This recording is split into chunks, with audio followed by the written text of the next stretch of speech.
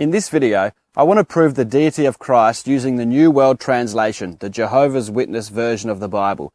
And if you've ever tried to evangelize a Jehovah's Witness, one of the problems you come up against is their translation of the Bible.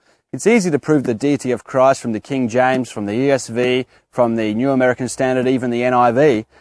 Yet when it comes to their translation, it's a little bit harder because they've changed all of the texts that refer to the deity of Christ. However, there are some that remain that they have missed. And I want us to look first of all at Hebrews chapter 1. Hebrews chapter 1. And of course, the context of Hebrews chapter 1 is that God in the past has spoken to us in various ways, but in these last days he has spoken unto us through his Son. And verse 7, it says, also with reference to the angels, he says, and then he quotes an Old Testament quote, and he makes his angels spirits and his public servants a flame of fire. But with reference to the Son, and he quotes an Old Testament quote, God is your throne forever and ever, and the scepter of your kingdom is the scepter of uprightness. Now, the New American Standard Version, the KJV, the ESV, they say that your throne, O God, is forever and ever. However, they've changed it here in this text to say, God is your throne forever and ever. Verse 9, it says, you loved righteousness and you hated lawlessness. That is why God, your God, anointed you with the oil of exhortation more than your partners. And there's another quote here from the Old Testament, and it's in quotation marks in their translation. You at the beginning, O Lord, still referring to Christ, laid the foundations of the earth itself, and the heavens are the works of your hands. They themselves will perish, but you yourself are to remain continually, and just like an outer garment they will grow old, and you will wrap them up just as a cloak as an outer garment, and they will be changed, but you are the same and your years will never run out. Now at this point the Jehovah's Witness will say, yes, God used Jesus to create the world, and yes, Jesus created the world. But you let them say that, and you let them say whatever they want to say, and that's fine. And you say, yep, okay, that's fine. However, then you ask them, do you know where this is being quoted from? Because it's clearly in quotation marks. And of course, the answer is in their own cross-reference here. It's Psalms 102, verse 25. So let's look at Psalms 102, verse 25. And it's important that you give them the context of Psalms 102. Psalms 102, and just look at verse 1. We see that it is a prayer to Jehovah. O Jehovah, do hear my prayer, and to you may my own cry for help come. It continues, verse 12. As for you, O Jehovah, to time indefinite you will dwell. And then verse 24.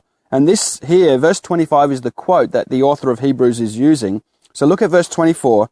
I proceeded to say, O my God, do not take me off at the half of my days. Your years are throughout all generations. Long ago you laid the foundations of the earth itself, and the heavens are the work of your hands. They themselves will perish, but you yourself will keep standing, and just like a garment, they will all of them wear out. Now, this is clearly what the author of Hebrews is quoting in support of Jesus Christ. He is applying this verse to Jesus Christ. And it's clear from this context that this passage is talking about God.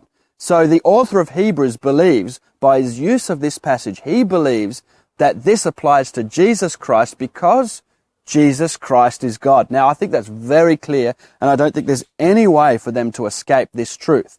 Now, another passage that you can use is Isaiah 54. Isaiah 54. And of course, Isaiah 53 is speaking of the redemption of Christ. It's talking about how he was wounded for our transgressions, our sins were laid upon him, and by his stripes we are healed, and so forth.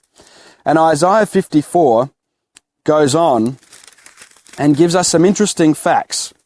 If we look at verse 5, it says, for your grand maker is your husbandly owner, Jehovah of armies being his name, and the Holy One of Israel is your repurchaser, the God of the whole earth he will be called. So this is clear here that our grand maker is our husbandly owner. Jehovah of armies is his name. The Holy One of Israel is your repurchaser, the God of the whole earth he will be called. Now, in the Gospels, when Jesus Christ comes to Israel, he claims to be the bridegroom. And what is a bridegroom? A bridegroom is a husband. He's the husband of Israel. So here we see that Isaiah is telling us that Jehovah is Jehovah is the husband of Israel. And here we have in Jesus Christ in the Gospels coming to Israel and saying that he is the bridegroom. Now we read also that in Acts chapter 2 that Peter refers to Jesus as the Holy One of Israel. It's very clear here that God is the Holy One of Israel. He is the husband of Israel. And we know at the end of the book of Revelation that Jesus Christ marries his bride. The book ends with the marriage of the Lamb, the marriage of Jesus Christ. So it's very clear here that Jesus Christ is the husband of Israel, and the husband of Israel is Jehovah.